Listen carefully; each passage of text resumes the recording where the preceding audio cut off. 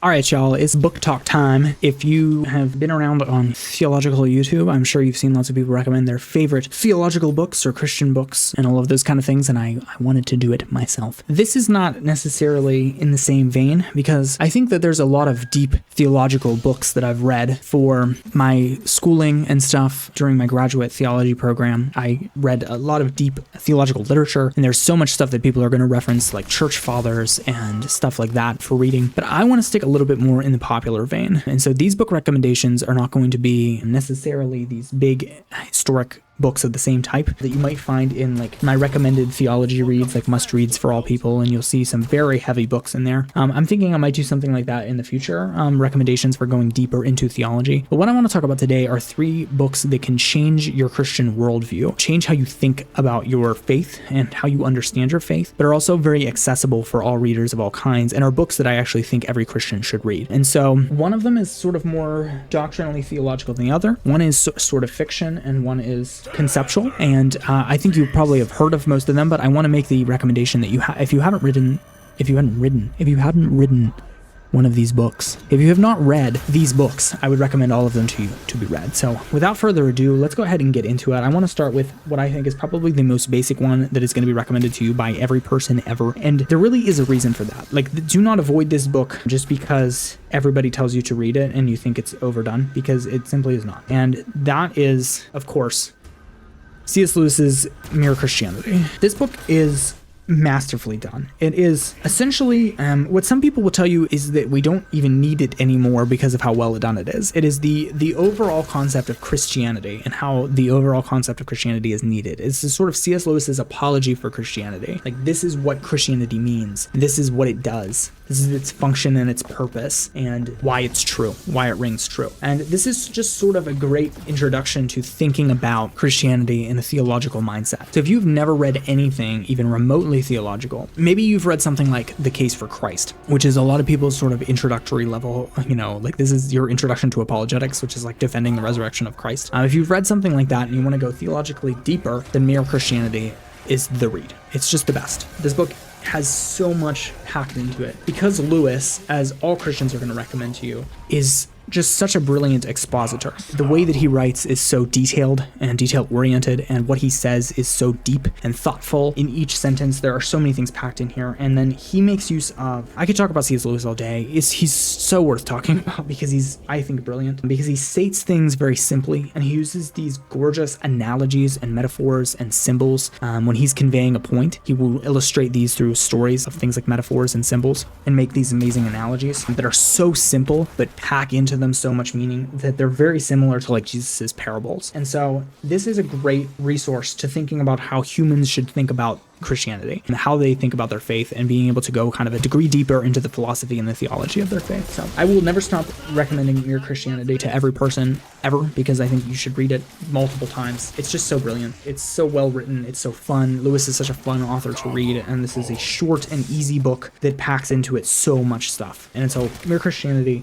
will always be recommended. I always recommend it. Another book that's sort of, I don't know, you could say in the same vein. What you're going to tell from this is that I really like my lighthearted Christian authors, and I prefer Christianity to be accessed in these really philosophical, beautifully simple ways. I love beautiful simplicity. I think it is one of the greatest things about the gospel, that it is so beautifully simple, and that is what leads me to liking these books that I like. And so my next book, which is one of my favorite books of all time, I mean, Mere Christianity as well, is these 3 books could easily be maybe my favorite books. No, I mean, I love a lot of fiction, and I'm not including all of the fiction that I love in this category. So this book is kind of fiction. I guess it is technically fiction, but at the same time, it is the story of every Christian person. And this is John Bunyan's The Pilgrim's Progress.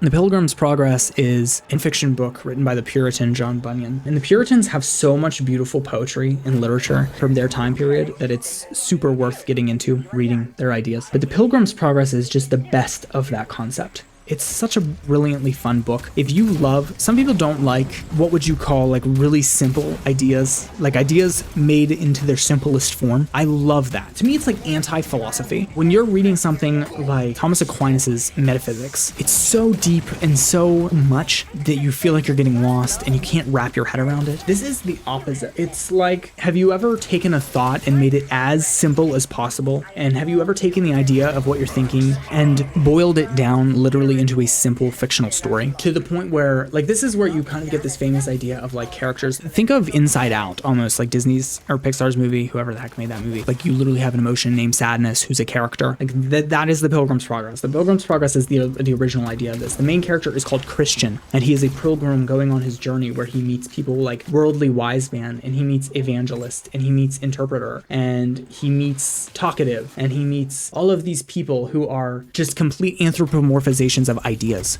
They are like an idea embodied in a person, and it is fun and interesting read that is sort of just like how a Christian should deal with each of these situations. The best part in the book, there's so many good parts, but one of my favorite parts in the book is when they go to the Vanity Fair, which is where the name Vanity Fair comes from, which is sort of where they go to this festival that is just a celebration of all the meaningless things of life. And it is so good. It's such a strong reflection on what this time is for us as our culture in the West is literally just a vanity fair, just a celebration of money and sex and physicality and fleshly lusts and all of these things. And this is just a masterful illustration of what a Christian's journey looks like. This is one of the funnest books I've ever read. I enjoyed it so much, and I would recommend this to every person. If you can't read, if you want it just upgraded from Old English as well, this edition that I have here is called the New Pilgrim's Progress, as you can see up here. And it is simply the exact same prose and translation, except that they have taken your Old English, which would just be like King James words, out of there. So instead of hath, you would have has, essentially, or goeth, or thinketh, those kind of things. They've just taken, it's just slightly updated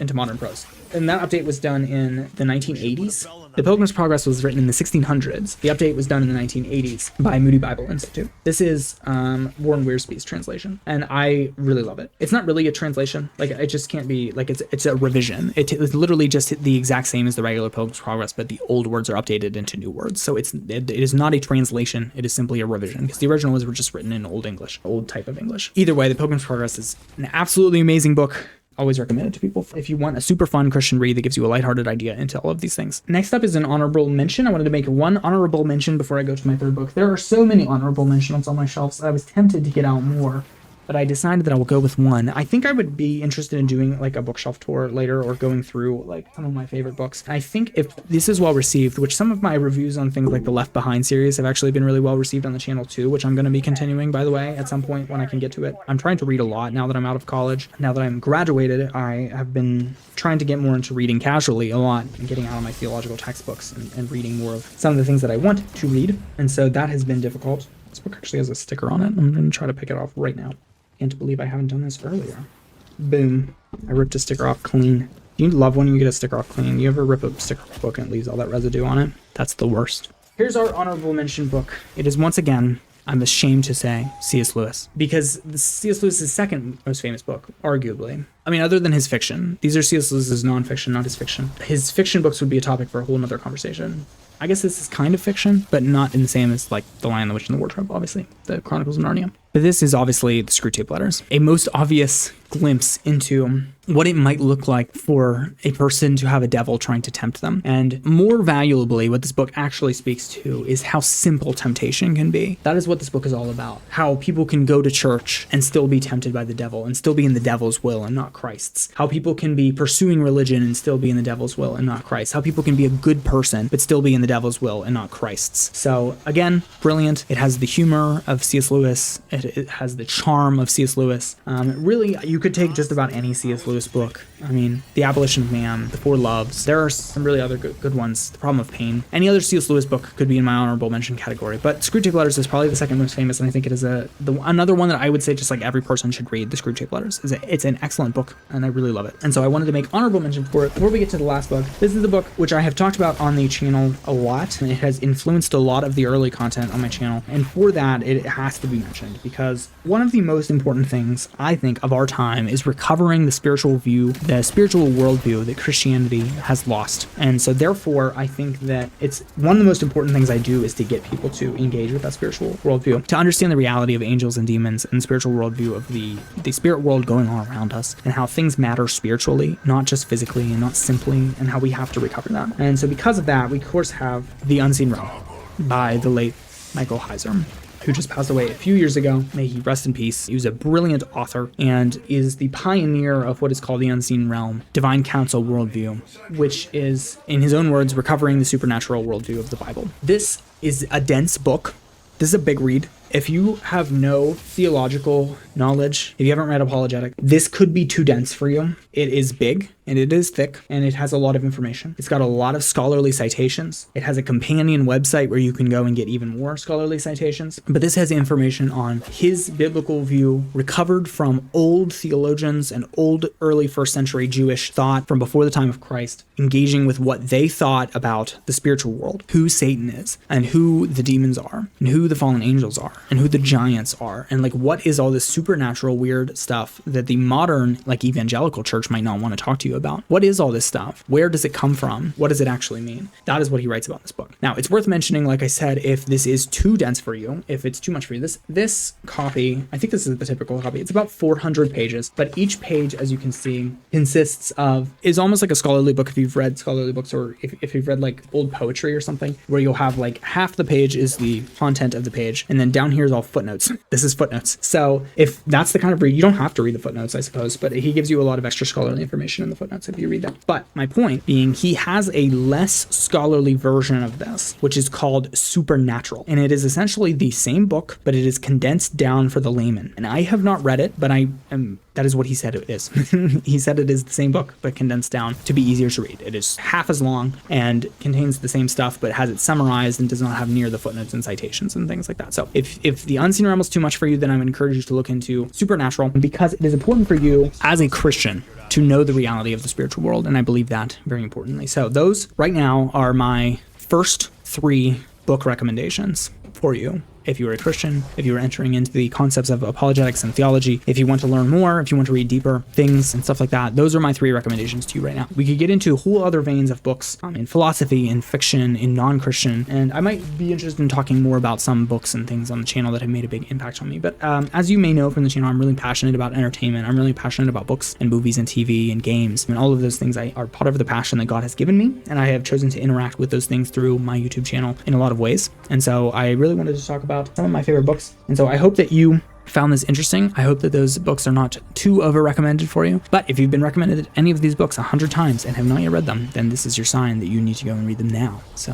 this has been Crean's Questions. I thank you so much for watching. If you're interested in more content from me, consider liking, subscribing, and following along with the channel. We are simply just on a walk of faith together. I am not an authority. I'm not a pastor, and I am not a doctor or a teacher. I am just someone who's exploring my own thoughts, my own knowledge, my own schooling, my own desire to learn more. I like talking to people. I like learning new things. I like going through deep ideas and thoughts and concepts and analyzing them carefully. And I'm essentially just asking questions. That's why the channel is called Crean's Questions. And I would just ask you if you want to come along with me to consider doing so. I appreciate your support. I appreciate your time. And I really thank you very much for watching.